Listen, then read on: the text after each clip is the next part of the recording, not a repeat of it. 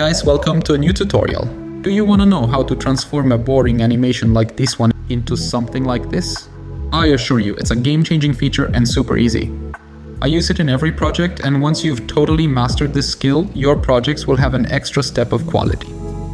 These are some examples of what you can do by properly using animation curves and understanding easing. Easings are an interpretation of the visual. With the right easings, you can convey concepts and meanings, as well as make everything you see harmonious. But let's take it step by step. What are animation curves? Imagine you are this blue dot, and you need to go from point A to point B. Obviously, we have a path to travel to get there. Let's assume we're walking in a straight line through the city on a flat road. By doing this, we always have a constant speed from the beginning to the end of our journey. Exactly like our keyframes if we don't modify their curves. They maintain a constant and predictable speed, which isn't always ideal. But what if the path to get to point B changes and looks something like this? Or maybe like this? Or even absurd like this? Well, don't worry, it seems like everyone travels this road every day. Let's analyze a possible path like this and understand what it means. Breaking down this path, you should understand that the height represents speed, while the width represents time. We can divide each animation curve into three parts. Beginning, where the animation starts, middle, where most of the movement happens, and the end, where the movement stops. Based on what we've said, the movement of this curve will be like this. Very fast in the middle and slow towards the sides. Visualizing the animation curve helps us fully understand the type of movement we are giving to our objects. Of course, we can also have other types of curves, which will create different types of movements. Like in this one, for example, where the speed is concentrated only at the beginning of the movement. Or this other type, where the movement is fast only in the middle of the animation.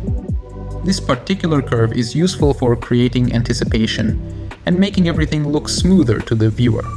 Here's a small recap of what we've covered. There are 4 types of curves, but believe me, you can create all sorts of them. This should be the part where I start showing how to achieve these curves in After Effects. And oh boy, indeed it is. So let's start the tutorial. Here you can see 2 identical texts. I've animated the position and line spacing, but I haven't modified the curves, so we can do everything step by step together.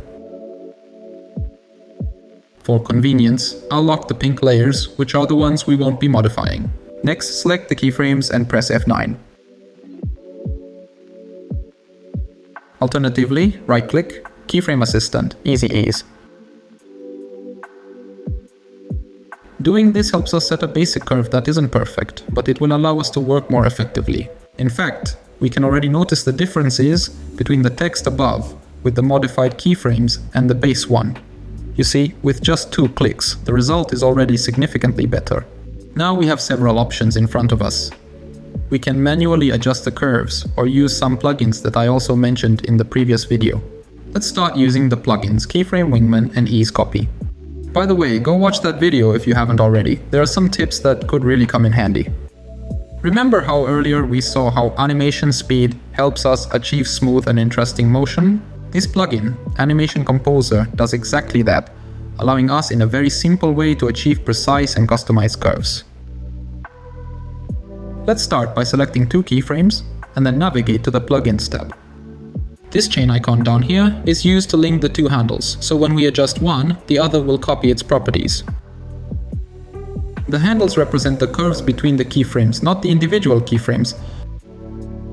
The difference is that if, for example, we have more than 2 keyframes to modify, we only need to select them once because we are directly affecting the curve. And finally, we'll have the same curves for all the keyframes, making them smooth and pleasant to look at, rather than jerky and awkward. We can also choose to set a specific value ourselves to adjust the curves. 100 is the maximum, and the curve becomes very fast already around 80-85. To make the concept clear, let's enter 80 as the value.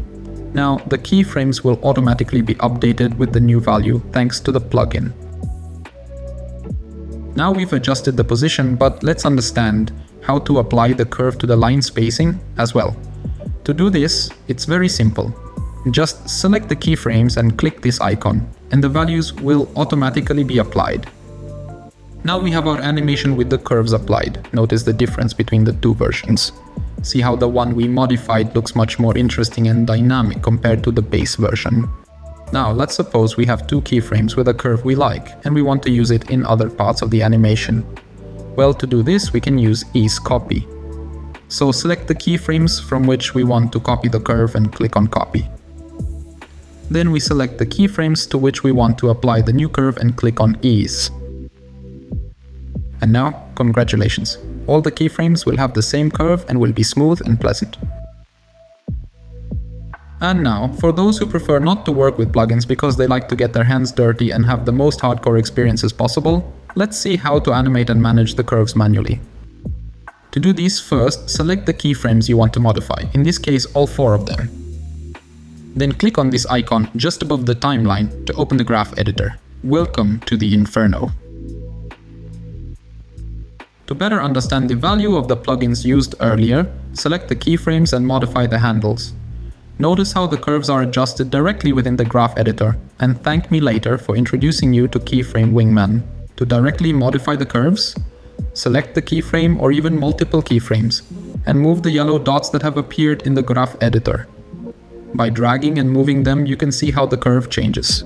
Remember what I said earlier, the higher the curve, the faster the movement. So keep that in mind when animating or creating your curves. If we don't want a uniform movement, we can also unlink the 2 values in the plugin and adjust the handles separately. This will allow us to achieve a completely new way of managing animations and create unique movements. In this example, an animation that starts very fast and slows down towards the end. The higher the faster. Or the opposite, for example, starting very slowly and then accelerating towards the end. This curve can be very useful for simulating the effect of gravity and how an object is pulled towards another.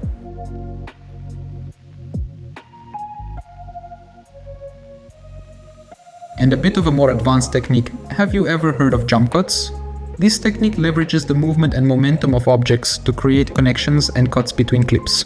In this basic example, the object on the left starts very slowly, then accelerates quickly to the right, and exactly at the peak of its speed, the scene cuts and we connect it to an object, or multiple objects, as in this case, finishing the movement started by the final object. I really hope I've made at least a bit clearer how to modify animation curves. Thank you for watching this tutorial.